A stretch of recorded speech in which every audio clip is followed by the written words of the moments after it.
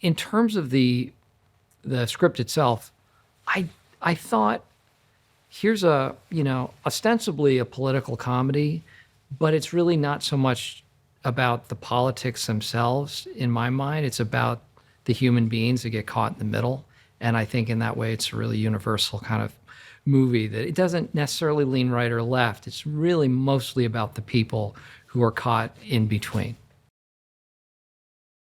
Jon Stewart is obviously a political animal. He knows so much, and he's so well versed and smart, and understands so much of the minutia concerning politics. So I think having something like this in his hands is really important. To have somebody with that background and that kind of knowledge is obviously is helpful when you get to the comedy, because he understands it on a much deeper level than I think a lot of people do.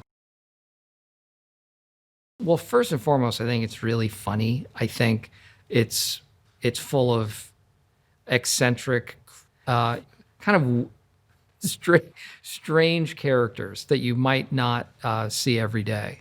But I guess the underlying theme of it is very humanistic, and I think will appeal to a lot of people because of that. I play Gary Zimmer. He is a Democratic political strategist. He lives in DC. And one day he sees this viral video is brought to his attention that depicts this farmer out in the middle of nowhere in Wisconsin who stands up in this town meeting and expresses himself very eloquently and beautifully, and seems to really stand for so many of the values that, the party is looking for. So my character decides to travel to Wisconsin and convince this farmer, this really apolitical man, to run for the mayor of the town. And that's what sets everything in motion. He's very smart. He's very driven. He's incredibly opinionated. He doesn't have a weak self-esteem. He's kind of narcissistic, and at the same time, he does care about people, and he cares about what he's doing. He cares about, he cares about doing the right thing, or as he sees it, doing the right thing, almost at all costs. We're actually shooting in this really tiny town, so we have the sense of we're not on a back lot anymore. We're in a real town, and these are real buildings, and the people that we're talking to in this town are real people. A lot of the extras and some of the principal characters are from around here. So we're getting a sense of what this town is like, and it's not unlike the town that's being depicted in the film. I was terrified of Chris Cooper before I met him, because I thought this is someone who would just kill you with a death stare. He's so intense, or at least that's, you see him in films, and that's the sense you get from him. Like, do I look at him in the eye? I mean, that's the kind of person I was worried he would be, because he's such a good actor, and he's so riveting, and he does a lot without doing much at all. He's incredibly calibrated and intuitive.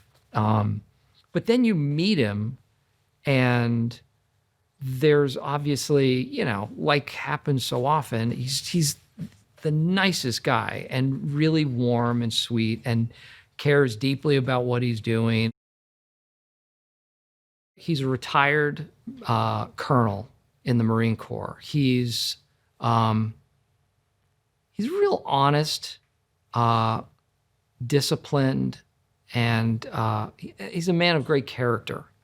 And I think that just kind of comes through who Chris Cooper is. He feels like he's that same sort of person, at his base. He's just a good, solid human being. Mackenzie Davis plays Diana, who is the colonel's daughter. And she is, she's this young, incredibly smart, opinionated, and a sort of a foil for my character when I get to town, because I think my character has this idea that the small town folk aren't going to quite get all of the snazzy things that he does, and she gets it, and she is way ahead of him in a lot of senses. Topher Grace plays Kurt, who is one of Gary's pollsters. Essentially, he's one of his right hand men or women, and he's playing it like he's the kind of guy that talks down to everybody below him but cowers under everyone above him. So he's that middle management guy that really feels his authority when given the opportunity. And he's great. He's really fun, and he's a really good improviser too. Every member of the crew has mentioned that I've talked to has mentioned what an anomaly he is as a director. He makes everybody, I mean, apart from all the creative stuff, just as a human being, he makes everybody feel welcome and a part of what they're doing, and like an equal partner. And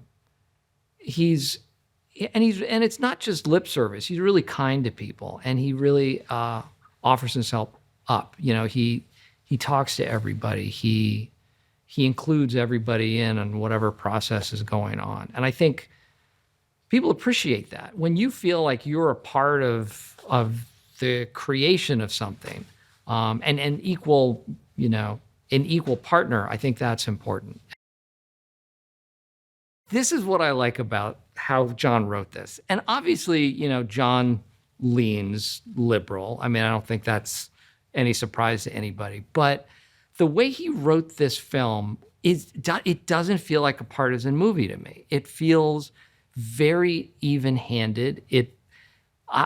Like there are pluses and minuses on both sides of what's going on politically in this film. And a lot of the minuses, a lot of the political garbage that people don't necessarily see or want to see.